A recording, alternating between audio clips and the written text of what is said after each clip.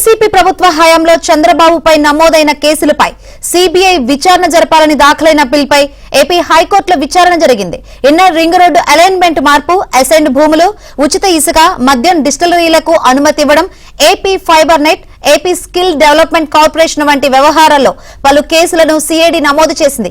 ఈ కేసులన్నిటిపై విచారణను సిబిఐకు అప్పగించాలని విజయవాడకు చెందిన జర్నలిస్ట్ తిలక్ హైకోర్టులో పిటిషన్ వేశారు.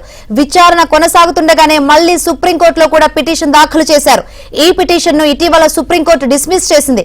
రాజకీయ దురుద్దేశంతో ఇటువంటి పిటిషన్లు వేస్తున్నారని ఆగ్రహం వ్యక్తం చేసింది. సుప్రీంకోర్టు ఆదేశాలను తమ ముందు ఉంచాలన్న హైకోర్టు ధర్మాసనం కేసు విచారణను 2 నెలలకు వాయిదా వేసింది.